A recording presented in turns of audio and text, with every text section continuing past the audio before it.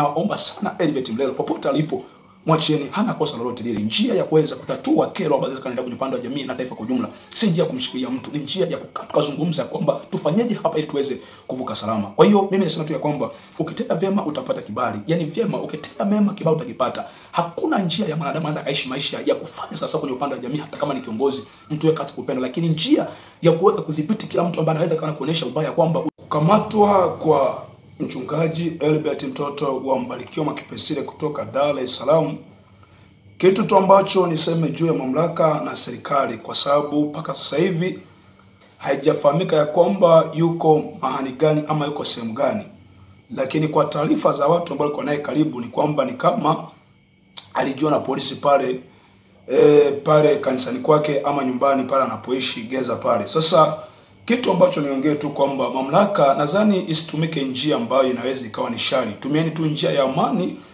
ambayo inaweza ikawa ni njia ya kuja tuojiane ya kwamba ni wapi ambapo tunaja kutengeneza, kwa sababu njia pekee ya kuweza kufanya mambo haya yakawa sawa si njia ya kutumia ubabe, si njia ya kutumia namna ambayo inaweza ikawa ni njia ya kuhatarisha maisha ya mtu, kwa sababu mara zote kutafuta suluhu ama kutafuta kwamba tutatue jambo, tutafuta kutumia nguvu ambayo itakuwa ni ya kuumiza mtu mwingine.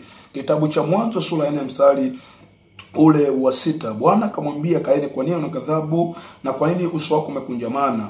Kama ukitenda vyema hutapata kibali, usipotenda vyema dhambi iko inakuletea mlangoni. Kama ukitenda vyema hutapata kibali.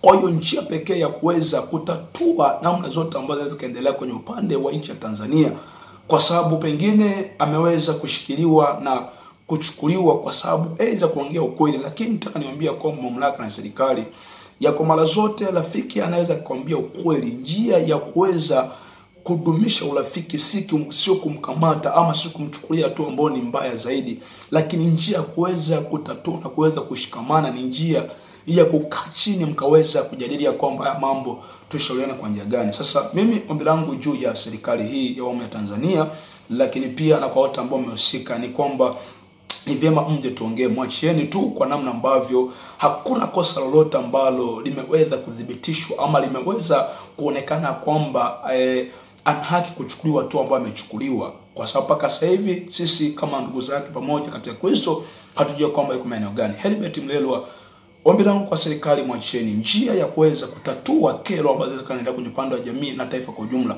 si njia ya kumshikilia mtu, ni njia ya kuzungumza kwamba tufanyeje hapa ili tuweze kuvuka salama. Kwa hiyo mimi nasema tu ya kwamba ukitenda vyema utapata kibali. Yaani vyema, ukitenda mema kibali utakipata.